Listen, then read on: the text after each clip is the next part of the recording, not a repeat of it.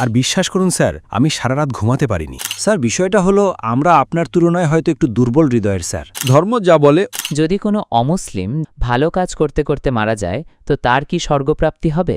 ভগবান এক হন, তার শাখা থাকে। শুধু কথা বলে কি লাভ? মানব রূপে এই পৃথিবীতে আসে, সে সনাতন হয়। আপনাদের মধ্যে সুদ নেওয়া দেওয়ার জন্য তো নিষেধ করা হয়েছে। জি হ্যাঁ। কিন্তু আপনাদের লোকজন শাড়ি পেয়ে সেখানে আছে, তো আমাদের সমস্যা হয়।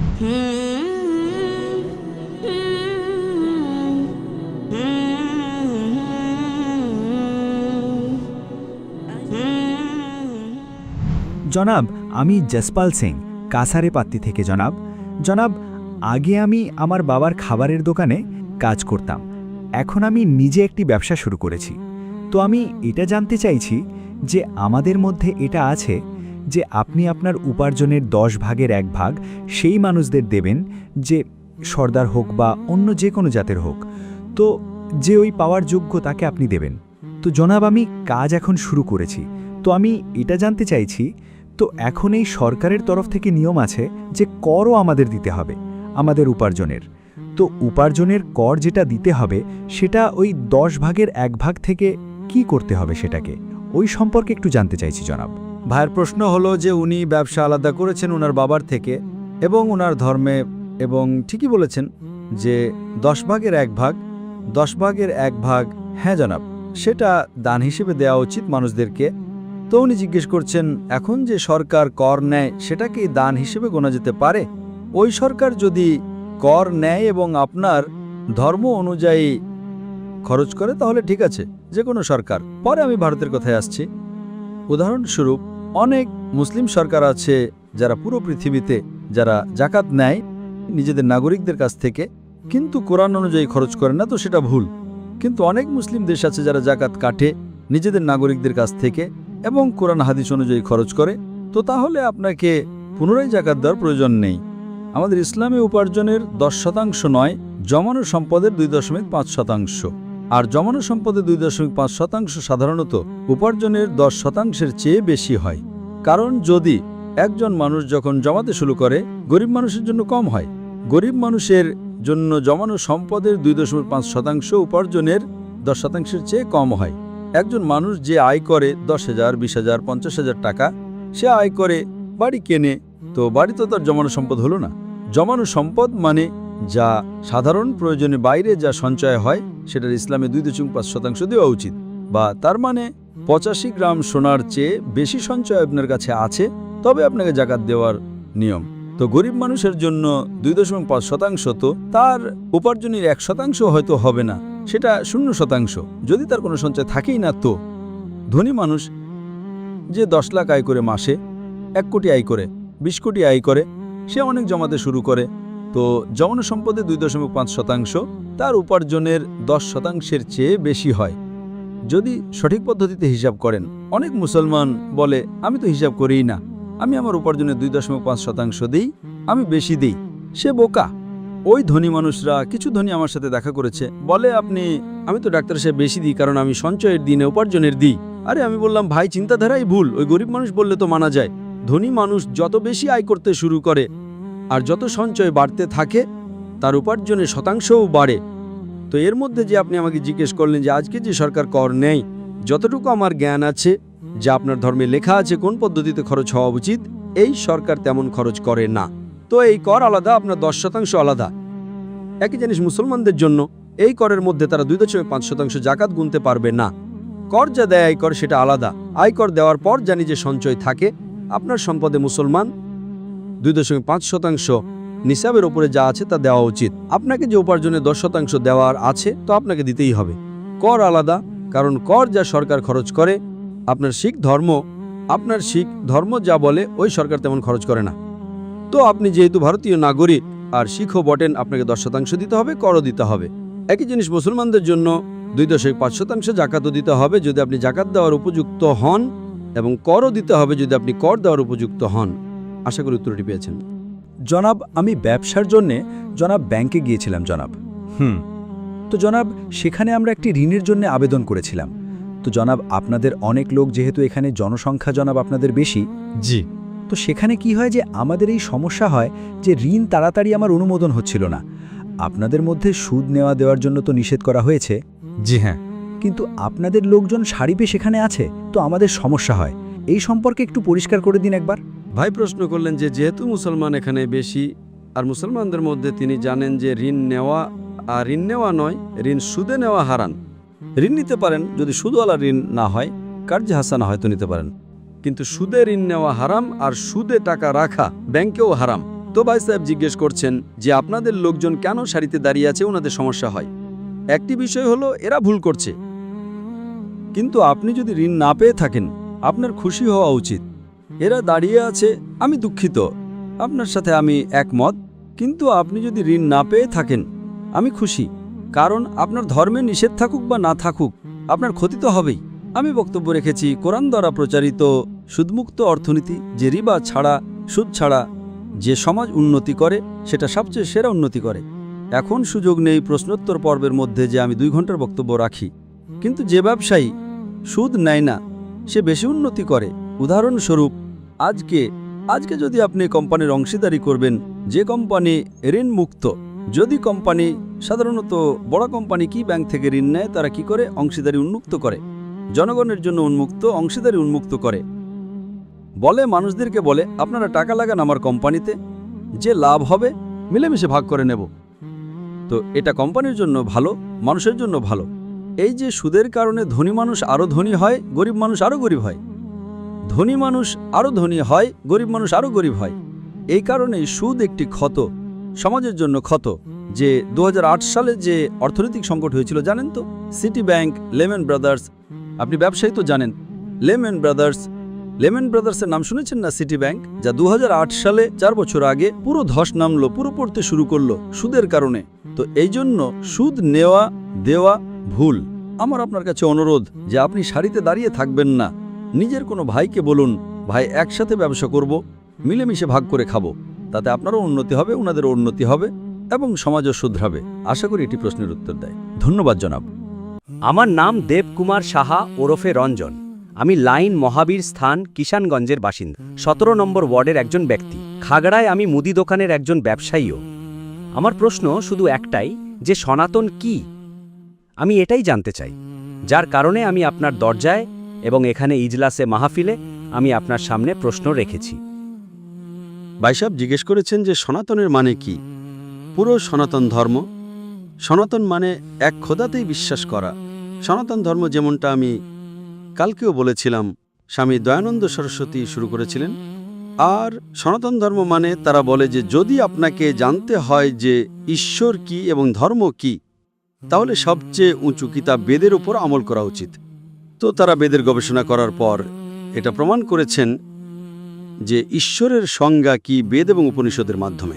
আর যেমনটা আমি কালকেও বলেছি এবং পরশুও বলেছি, যে যখন আপনি পড়বেন ছান্দোগ্য উপনিষদ অধ্যায় নম্বর 6, অনুচ্ছেদ নম্বর 2, শ্লোক নম্বর 1, একম এভিদেত্যম, খোদা একজনই আছেন, ভগবান এক, দ্বিতীয় নেই, লেখা আছে শ্বেতাশ্বতর উপনিষদে অধ্যায় নম্বর 6, শ্লোক নম্বর 9। না চার্সে কসেজ জানিতা না জাদিপা। সেই ঈশ্বরের, সেই ভগবানের কোনো রব নেই, কোনো পিতামাতা নেই, লেখা আছে শ্বেতাশ্বতর উপনিষদে অধ্যায় নম্বর 4, শ্লোক নম্বর 19। না তস্য প্রতিমা অস্তি। সেই ঈশ্বরের, সেই ভগবানের কোনো প্রতিমা নেই। প্রতিমা একটি সংস্কৃত শব্দ, যার মানে হলো প্রতিচ্ছবি, ছবি, আলোকচিত্র, চিত্রকর্ম, মূর্তি, ভাস্কর্য, পাথরের মূর্তি। সেই ঈশ্বরের, সেই ভগবানের কোনো প্রতিমা নেই, কোনো প্রতিচ্ছবি নেই, কোনো ছবি নেই, কোনো চিত্রকর্ম নেই, কোনো আলোকচিত্র নেই, কোনো পাথরের মূর্তি নেই, কোনো প্রতিকৃতি নেই। আর যেই ব্রহ্মসূত্র আছে হিন্দু ধর্মের, একম ব্রাহ্ম দ্বিতীয়া নাস্তে নেনা নাস্তে কিঞ্চন। ভগবান একজনই আছেন, দ্বিতীয় কেউ নেই, নেই, নেই, মোটেও নেই। তো আপনি যদি এটা জেনে নেন যে ভগবান এক, তার কোনো প্রতিচ্ছবি নেই, আর শুধু তারই ইবাদত করা উচিত, এটা হলো সনাতন ধর্মের প্রধান লক্ষ্য। তো আপনি বুঝতে পেরেছেন সনাতন ধর্ম কি ভাই সাহেব? আপাতত কিছু বলতে চাইব। হ্যাঁ বলুন ভাই সাহেব। সনাতন ধর্ম এক সনাতন ধর্ম হয় না। যে মানব জন্মে মানব রূপে এই পৃথিবীতে আসে সে সনাতন হয়, আর সনাতনের কোনো ধর্ম হয় না।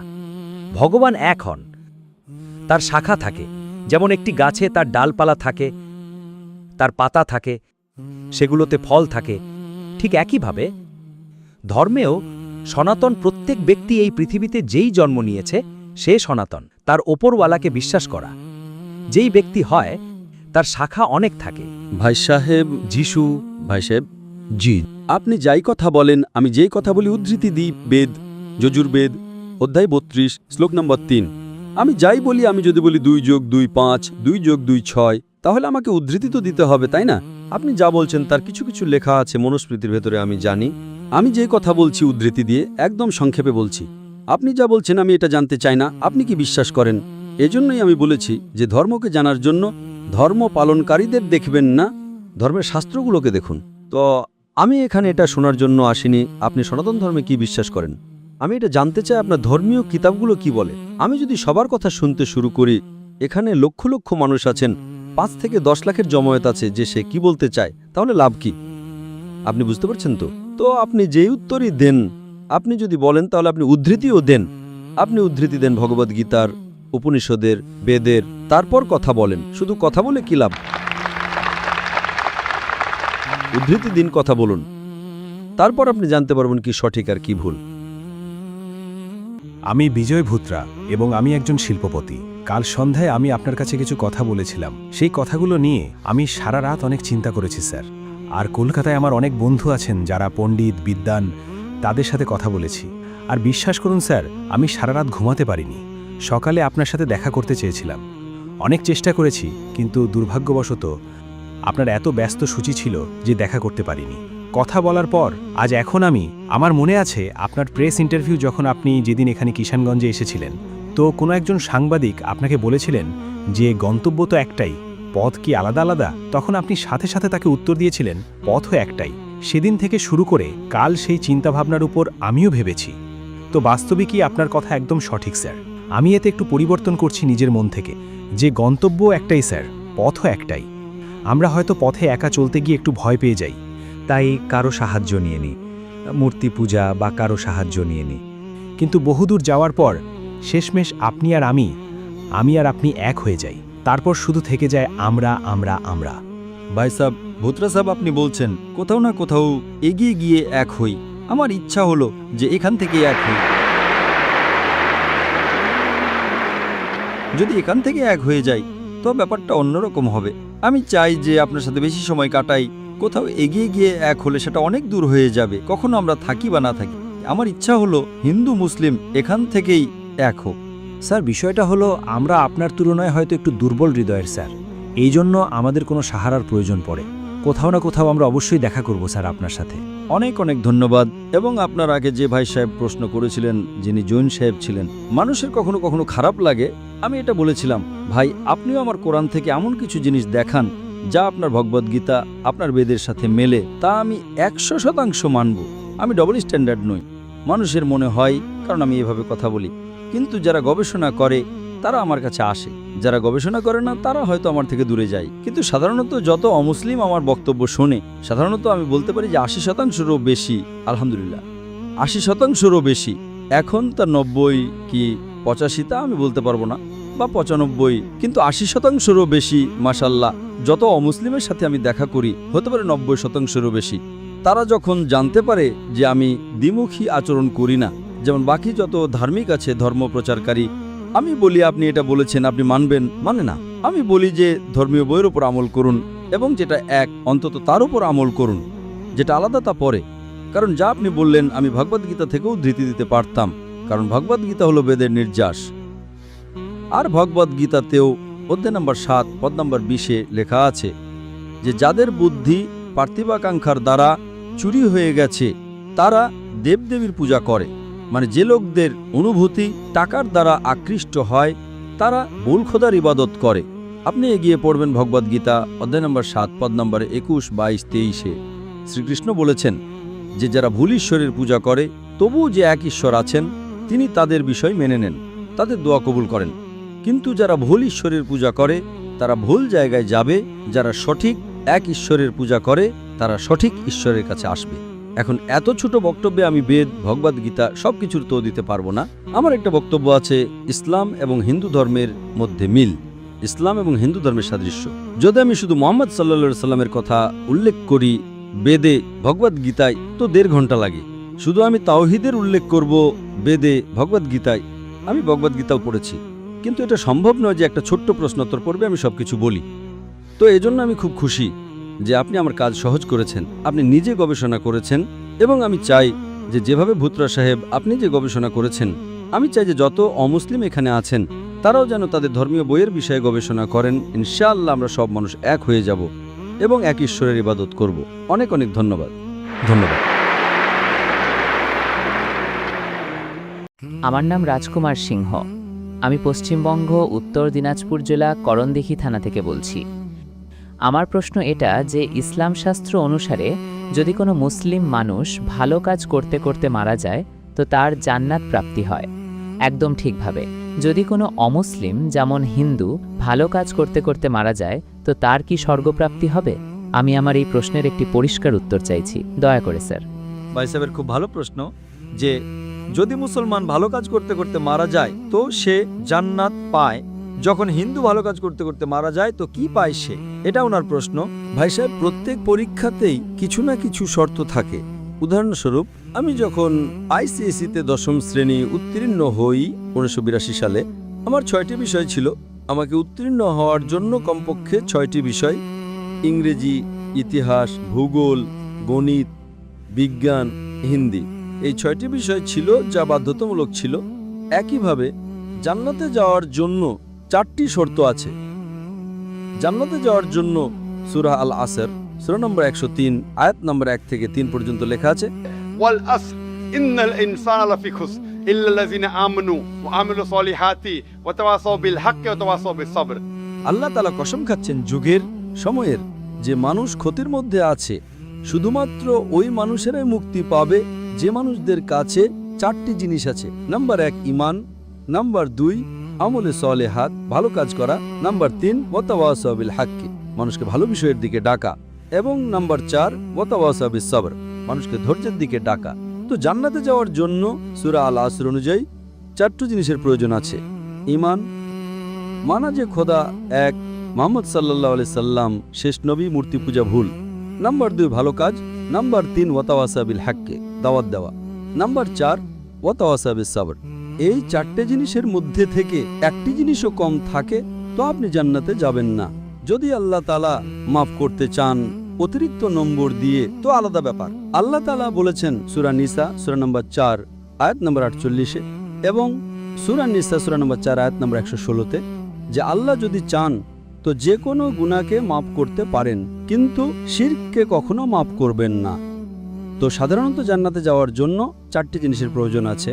আপনাকে শিরক করা উচিত নয়।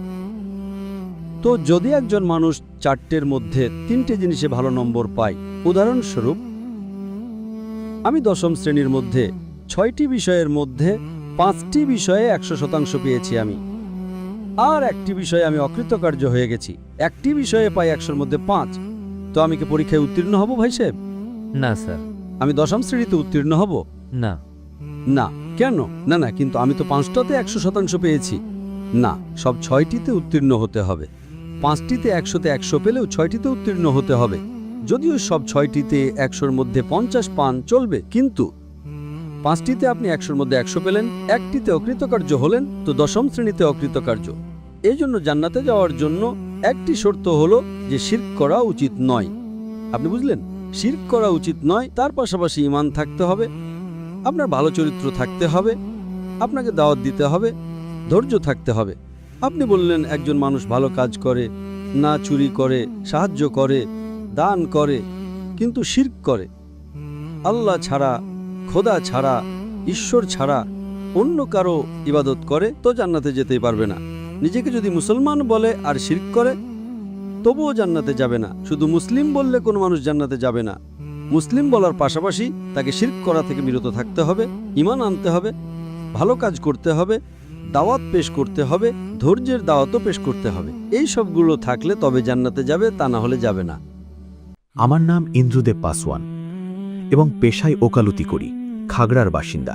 আমার প্রশ্ন হল, প্রচলিত মতে জিহাদের নামে কিছু উগ্রবাদী দল নিরীহ লোকদের ভুল পথে নেয় আর তাদের দ্বারা অমানবিক কাজ করায়, যার ফলে পুরো মুসলিম দল শুধু দেশেই নয় আন্তর্জাতিকভাবেও বদনাম হয়ে গেছে।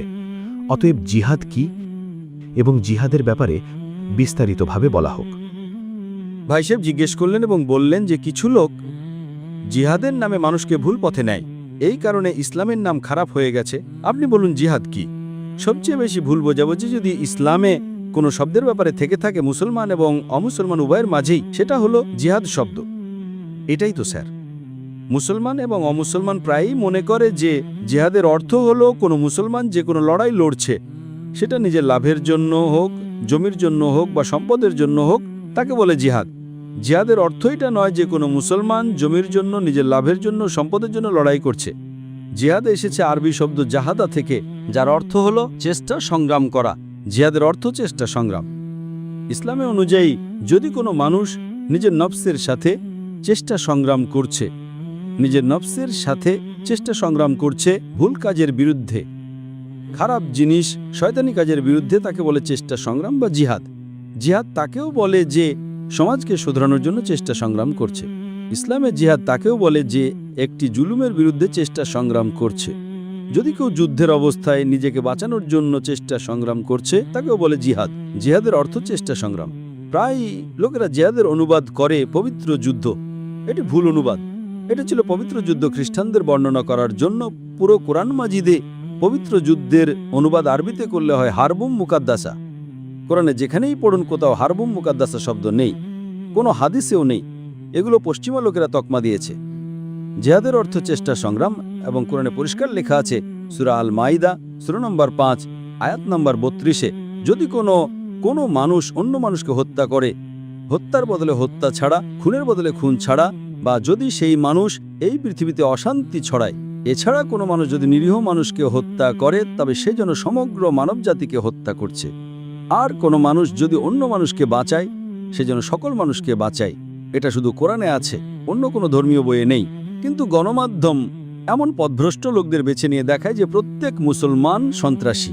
এই সম্পূর্ণ উত্তরের জন্য আপনি আমার ক্যাসেট দেখুন, ইসলামের প্রেক্ষাপটে জিহাদ ও সন্ত্রাসবাদ।